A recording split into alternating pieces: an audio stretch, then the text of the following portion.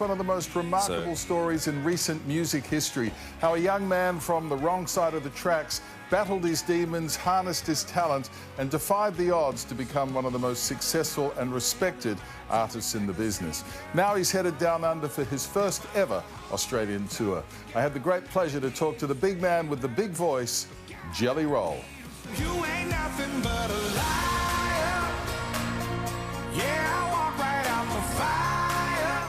Jelly Roll, it is great to see you, sir. How are you doing? I feel incredible, man. I feel really, really, really good. And I'm excited. I'm coming to Australia for my first time. Mate, it's about time. You've got a lot of fans in this neck of the woods. Not just fans of your music, but fans of where you are and how you got to where you are. It's been quite a journey for you.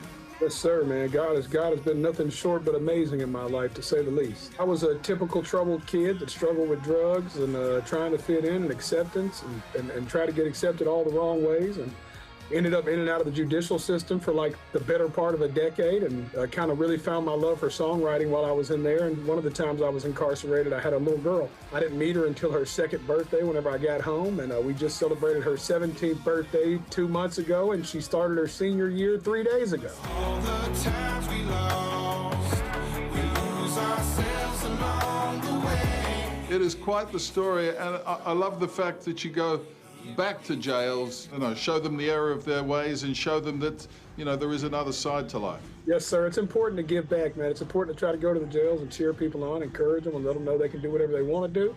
And also, it doesn't feel too bad getting to drive myself there for the first time.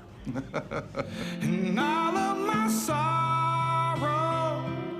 Tell me about that time when you collided with the mainstream and your career just exploded. That must have been incredible. It was unreal. It's kind of like the 10,000 hour theory we always talk about. You put 10,000 hours into something, you'll eventually get good at it.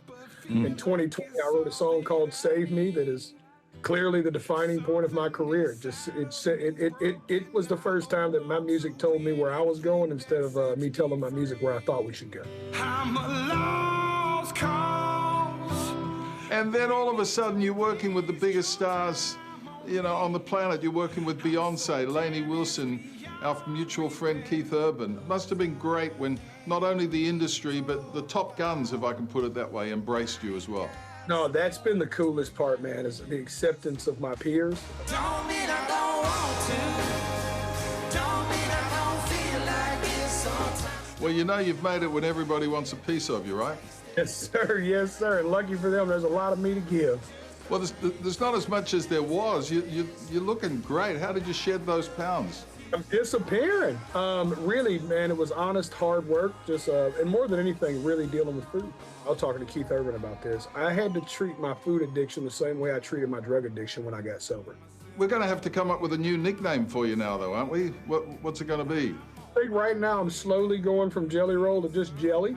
And I think once we get to Jelly, we'll have to figure it out. I'm just a long-haired son of a sinner. Speaking of such things, what was it like having the full weight of Logan Paul on you? First of all, I love Logan, but I'll say I think he's a liar. On his bio, it says he's 212 pounds. I think that was his high school weight. That kid's got to be about 255, 5% body fat. It was brutal. The funniest part of it all is when somebody's like, that sure looked like that hurt Logan. And I was like, what do you know? That hurt, I've caught Logan. Splash through Jelly Roll. We cannot wait to have you here. Thank you so much for your time, sir. All the best. You, brother, hope to see you in person. I'll be there. Don't worry about that.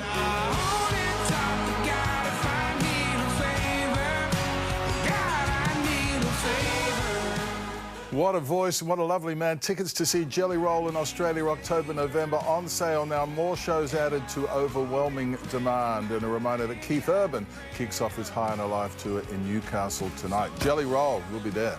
Not so Jelly Roll anymore. No, true. What an artist and what a story. Yeah, incredible, isn't it? And a beautiful voice as well. And a beautiful interview. Thank you, Dickie.